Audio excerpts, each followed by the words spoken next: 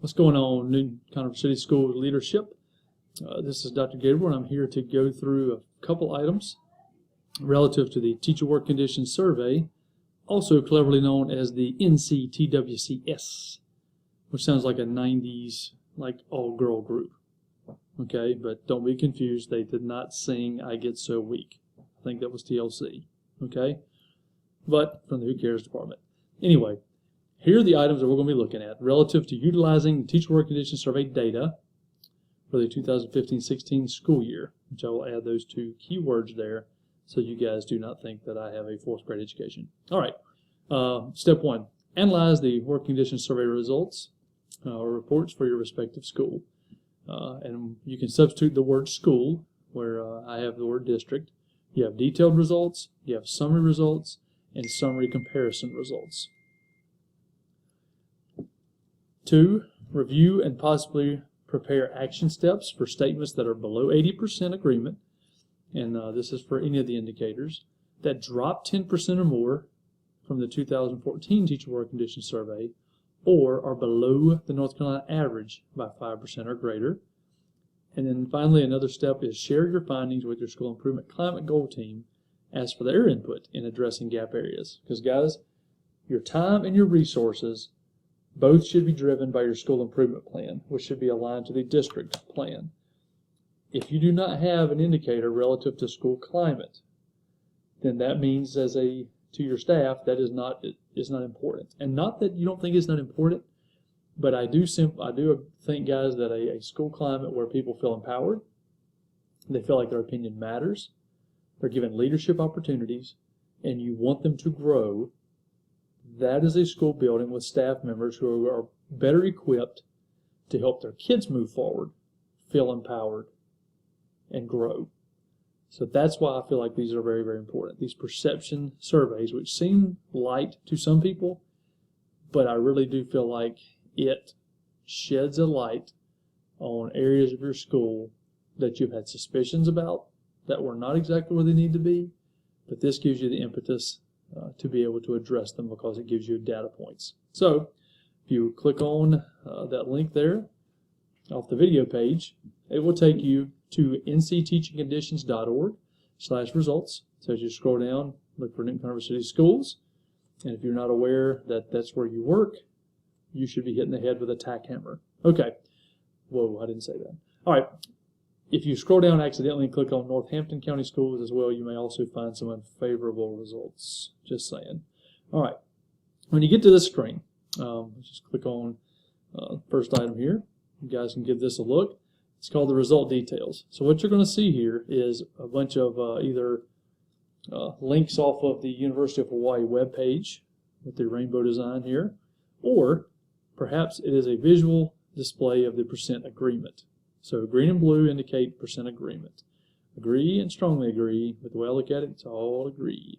So this lets you see something here that can jump out at you as far as, gosh, if I see a lot of green and blue, things must have been looking pretty good for my school. As you can see here on Conover Special Ed, they look incredible. Now, something I will point out to you here. The letter N here stands for number, so here's the number of respondents, and DK, because of recent text languaging, which IDK means I don't know, then DK, shortened a little bit, means don't know. So 277 staff didn't really have an opinion on this. They either didn't have an opinion or they didn't understand the question. So when you see DKs, that's something to keep in mind if you have an indicator that was a little lower than you were expecting, or you want to know, did the number of respondents have any kind of impact on the overall response. Okay, so that's one report. Another report that you can get access to, and we'll look at one for the system. Well, take that back. Let's go back here and look at a school. The middle one is a summary. And what you have here in column 1 is North Carolina Department of Public Instruction, Newton Conover City Schools, North Carolina High Schools, and then Conover School. And while Conover serves a K-12 continuum, so to say it's a high school or to simply compare it against other high schools is probably not relevant. But as far as looking at Conover School relative to Newton Conover City Schools, or especially against the state of North Carolina, all schools combined, That's a more relevant indicator or comparison. So if you look at this column, you see that green means good, and the lighter the color, because green is a little darker, then you move into kind of an orange, and then you move in here to the yellow.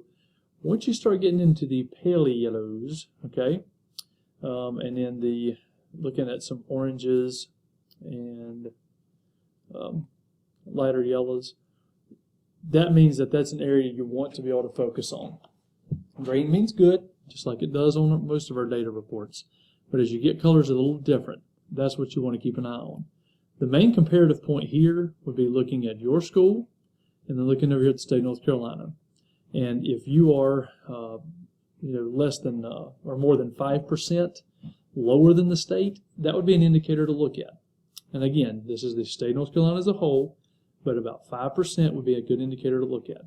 Okay? Next report to look at. And this is the example of the apples to apples comparison. You want to take a look at your results from 2016 versus 2014. And the reason why this is important, guys, is you want to be able to look and see where are we relative to 2 years ago. Because in some cases you had leadership changes, or in other cases you're at different phases of your career at your school, and you want to see where are we as we move forward. Are we growing in some of these indicators, or these areas that we want to continue to focus on? So on this report, any indicator where you are 10% lower than you were since 2014, that would be an area that you want to look at. Okay, when you say, Aaron, what do you mean by look at? Okay, because you can get a good look at a T-bone by sticking your head up a bullseye end, but wouldn't you rather take the butcher's word for it, to quote Tommy Boy? And the answer is yes, you would. But when I say looking at this, I want you guys to become more familiar with each of the indicators, which there are a lot. And as you guys scroll down through here, you're like, holy mackerel. Yeah, there are a lot of indicators. But as you go through, guys, again, it overall will give you a glimpse or a snapshot of your school. And this is all information that can be used to guide discussions that you have with your climate goal teams. This is also helpful when you have discussions with directors at the district level, because in some cases, some of these indicators are not really ones that you could impact personally, but it is a perception at your school regarding areas such as leadership and facilities and those kind of things. So those are helpful when you are meeting with or talking with directors at the district level, who will also be a part of watching these leadership videos. So with that being said, guys, we'll go back to our original screen, and these are the kind of things you're looking for on number 2. And you want to be prepared when your school improvement climate goal team return to show them areas that you glean. Make sure that they know how to get to the report themselves. Okay, make sure they understand how to look for it and how to use the data, and then ask for their feedback in the development of next steps. Because at the end of the day, guys, data is only as good as the people who use it to improve their situation. And if we're not using it, then it's really a waste of time to have it. And I cannot emphasize enough how important elected officials at the state level, how important they feel this data is. And we try to emphasize that with teachers before they take it. But now that we have it, we need to figure out how we can use it so that it can better our school. So anyway, as usual, if you have questions or you want to schedule time for myself or someone else from the district to come and sit down with you as a means of potentially assisting you with the improvement of some of your climate data, teacher working conditions survey data, please feel free to. Thanks, and you guys have a wonderful day.